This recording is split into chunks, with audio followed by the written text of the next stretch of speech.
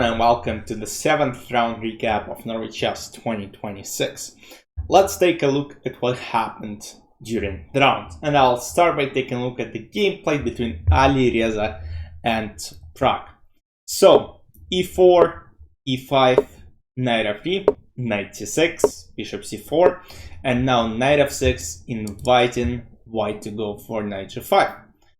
But simple d3 was played. So guys, I'm using a new application, so I'll be throwing a lot of arrows, but yeah, might take me a while to figure out how this all works.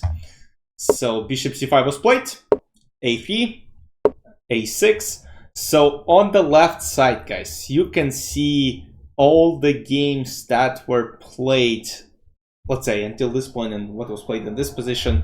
Let's say you can see here, I'm not sure if you can see it, Ilsiava here played against Valdar Murzin in 2024, he played h3, but bishop e3, and now you can see that there are only 3 games in the database, which is, like, I would say on this level, it's like a novelty, because again, and you have Brazilian gem playing this against Indian guy, but yeah, h3, h3, queen e2, bishop a2, queen e2, h3, and if we go to Explorer, the most popular move actually is knight c3, which was played in on many occasions by top gems, as you might see here.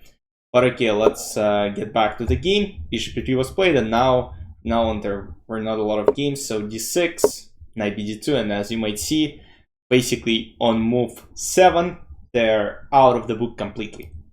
And now let's get to the game. So castle, queen e2, rook e8, bishop a2, keeping the bishop on this diagonal, bishop e6, takes, and now takes, and I would say it's kind of a very boring position to play. Like, you have 2 knights versus 2 knights, and yeah, most of the time those would end in a draw.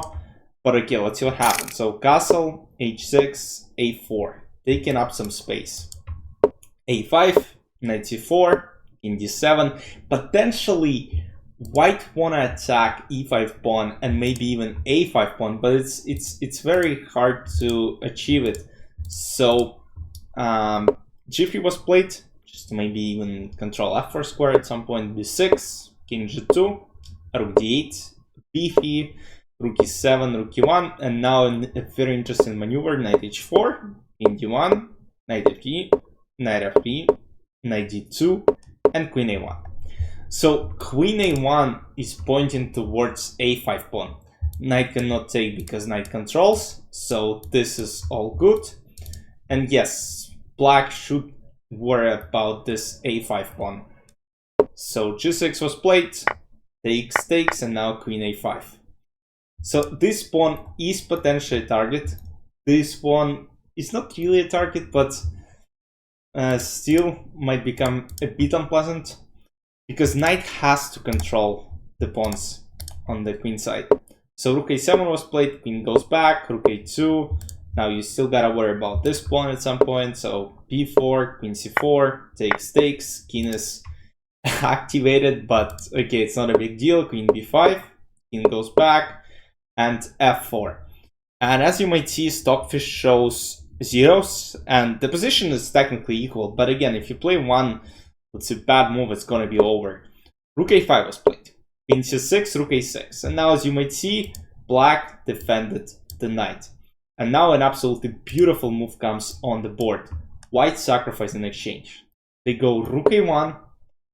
Now if rook c6, rook a7, it's a good trade for white pieces.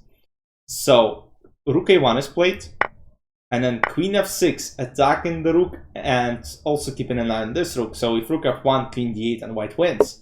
So rook f8 is played. Now we of course don't take immediately, and we don't want to take it. Rook f2, queen f4, and now knight starts attacking this poor king.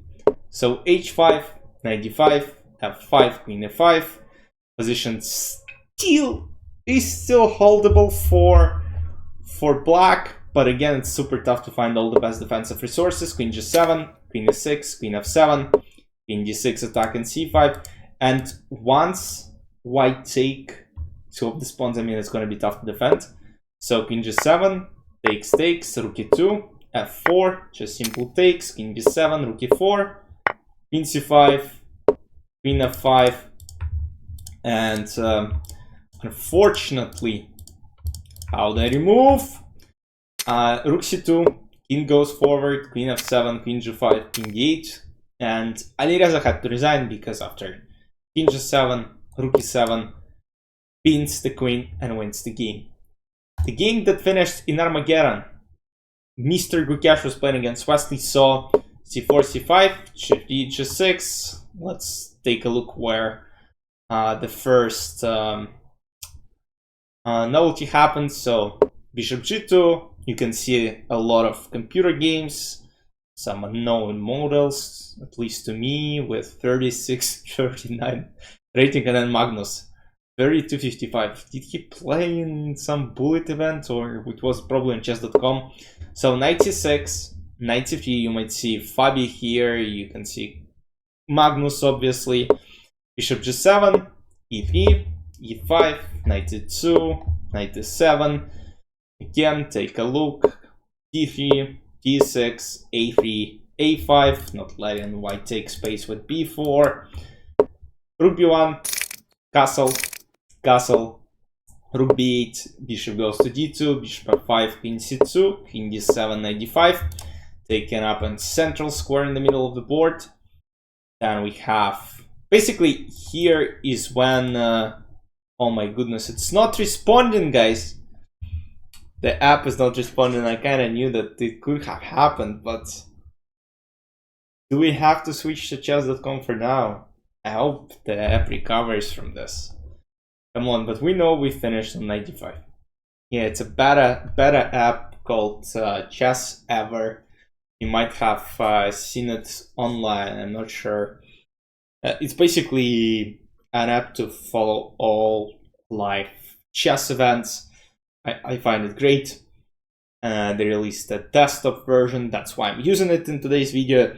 But let's see if I'll probably switch to chess.com if it doesn't respond. I cannot click on Magnus's game, unfortunately, but we'll have to look at it. But you can see already, like, there are only 2 games left in the database, and I don't think b6 was played here, even though we'll take a look at it later. Okay guys, I'll probably switch and we'll continue. Okay guys, we continue. So knight d5, and then black responded with b5. C takes b5, rook b5, knight goes to c3. Black have an active bishop on f5, which potentially can cause some damage, but I mean, after some e4, even bishop e4, knight e4, it's kind of not really a threat, or I mean, it's fine for white. So rook c1, rook c8, bishop e4, bishop e6, queen a4, king f8, takes, and now queen a5. And Wesley had an absolutely beautiful bishop b3, just block all white's play here forever. Like, you can then try to go d5, you can go d4 next, you can go c4 afterwards, you can even put f5 at some point in the game, or try to go h5, h4, h3, but knight c6, okay, fine, queen a6, d5, bishop g2, rook a8, king b5, and now he goes back, rook b8, with 2 minutes on the clock, giving up this pawn on c5. I'm not sure, maybe he thought he's gonna go this way, but queen a5, rook e8, queen b5, trying to trade queens off the board, so it wasn't really a good idea. So Wesley goes back, knight e2, rook b8, queen c5. Maybe he thought he might secure a job, but slowly queen comes back from a6 to basically b5, c5, a5, b5, and then queen c5, queen b4, queen c3, queen b3, queen d1. Oh my goodness, those were 1, 2, 3, 4, 5, 6, 7, 8, 9, 10, 11 moves. 11 moves out of like 13. He moved knight, he moved bishop. 11 or 13 moves made with queen, and he is still better. Takes, bishop d5, knight c3, bishop g2 takes, knight f5, queen f3. Unfortunately for Wesley, those are a lot of pawns. Like, he cannot do anything. Knight d5, rook b8, bishop c5, h5, h4, rook a5, knight b4, bishop b6, absolutely brilliant resource, attacking the queen, attacking the rook. And even if rook c1, you can take on d8, and now two rooks are under attack, you're gonna lose one of them for sure. So it's not a problem. Queen b6 takes, queen d6, queen c4, rook c7 takes, and rook a6, Wesley blundered the rook, and the game ended with Gukesh's win.